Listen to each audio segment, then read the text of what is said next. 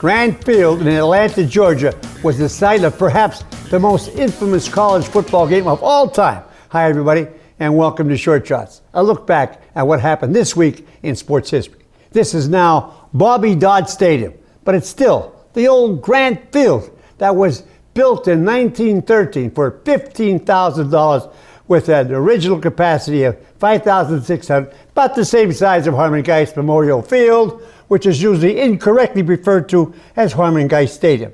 It currently holds 55,000 after a century of renovations and expansions. It has always been the home of the Ramblin' Wreck of Georgia Tech. 107 years ago during this week, in 1916, the Yellow Jackets scored touchdowns on all 32 possessions and converted on 30 of 32 extra points, even though the third and fourth quarters were shortened from 15 minutes to 12.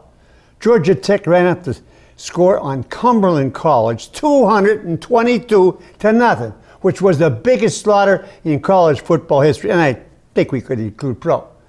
Tech was coached by John Heisman, who later became the namesake of the Heisman Trophy.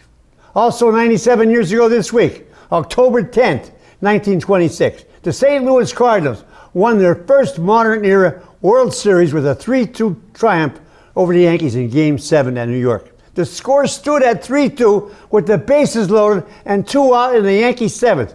Cardinals manager and second baseman Rogers Hornsby gambled by sending in from the bullpen 39-year-old Grover Cleveland Alexander in relief after he pitched a complete game the day before in the Game 6 win. Tony Lazzeri greets Alexander's first pitch with a line drive down the third baseline that just hooked foul at the very last moment. But then Lazzeri struck out to win the rally. Alexander retired the Yanks in order in the bottom of the 8th. Then in the bottom of the 9th, with 2 out and nobody on, he walked Babe Ruth.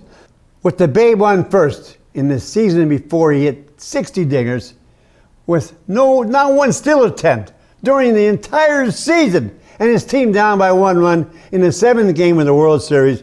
He impulsively breaks for second and is thrown out after Hornsby put the tag on him at second to win the 1926 World Series.